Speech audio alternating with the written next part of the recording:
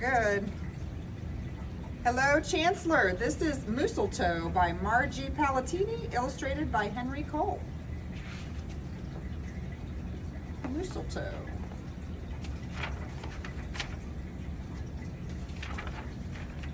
'Twas the season, and Moose was merry. He joyfully tickled the ivories with a tuneful of tidings and a flurry of fa-la-las. He was so full of ho-ho-hos, even his moustache had the holiday spirit. But Moose was more than just a bit merry and bright. He was busy, busy, busy. There was a lot to be done on his list of to-dos.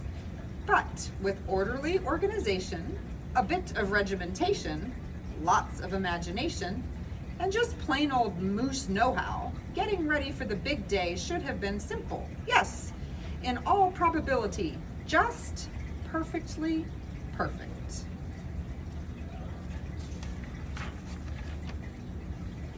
He wasted not one merry minute. Moose got moving and put some hustle into the holiday bustle. He went to work. He wrote cards and letters till his hooves hurt. Check. He shopped until he dropped. Check. He hauled home boxes and bags and presents galore. Moose had gifts for everyone stacked from ceiling to floor. Check, check, check. Then he wrapped, yo-yo-yo, and he ribboned, ho-ho-ho. And on each and every package, he tied a big, beautiful bow. Check and double check. So far, so simple, so easy, so perfectly perfect. Another look at the list, and Moose headed for the kitchen. He rolled out the pots, pans, and bowls, sifted through stacks and racks of cookbooks. He whisked with his left, spooned with his right. Moose baked tons of tins of cookies. Check. Dozens of cakes, breads, and sweets. Check, check, check. He made jellies, sticky jams. Moose roasted a goose and some chestnuts. He toasted marshmallows and yams. Check, check, check, triple check. Yes, yes, so simple, so easy, and but of course, so perfectly perfect. Decorations were up next on his list of things to do and get done. So Moose decked the halls, then spruced up the walls. He beaded and bowed and mooseltoed. He gathered garlands, roped wreaths and holly, jingled bells, sang noels. Oh, good golly, this Moose was jolly. Check, check, check, check, check, check, check. Last but not least, he hung all the stockings, each and every one with special care, and just in time, too. Soon Santa would be there. Check and final check. Yes, sirree, getting ready for Christmas was an absolute snap, and so simple, so easy. And if he did say so himself, Moose thought totally, utterly, completely, perfectly perfect.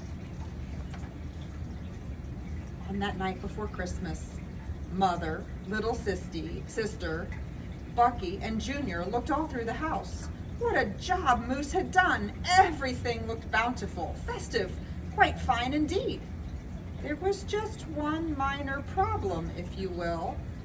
Oh dear, sighed the missus as the five stared at one empty corner. Oh my, oh me, oh gee! Pop, what happened? Cried Junior. You forgot the tree. Oops! Where would they hang the tinsel? String the popcorn, light the lights. Where would Santa leave his gifts for the kiddies on Christmas Eve night? So Moose pulled on his galoshes and put on his hat. He would find a tree somewhere, somehow, and that's all there was to that. So out went the Moose, braving blusterly blowing winds and the cold, trudging through snowdrifts, courageous and bold. Moose first hoofed it down to the corner. Not a tree to be had. Then he slid around the block. Uh-oh, things were looking bad. He went down every boulevard, street, and little road. He looked down lanes and alleys. Every tree had been sold. There wasn't a branch, not a twig, not even one lousy bowless bough hanging around. Nope, nada, nothing, not a tree to be found.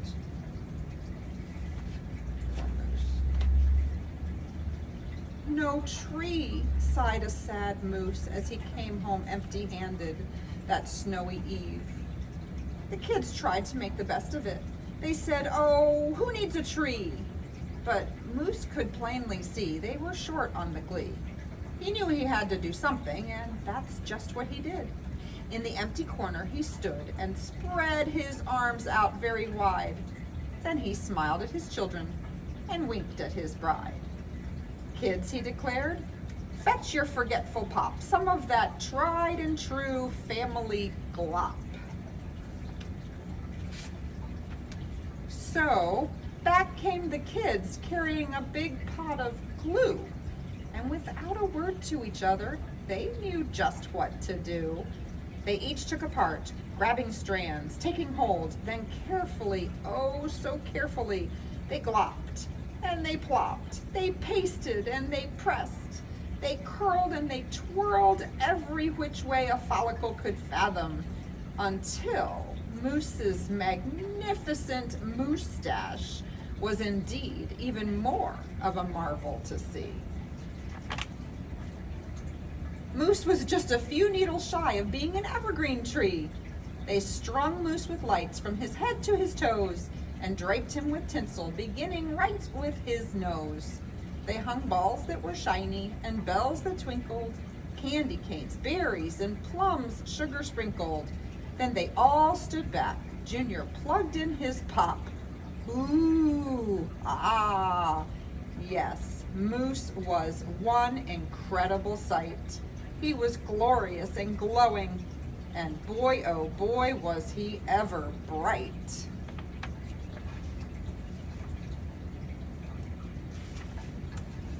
Then Junior placed the star on top of Moose's head. He gave him a kiss and a pat, and they all headed off to bed. Except Moose, of course. He stayed in the corner instead, still twinkling and blinking and waiting for Santa.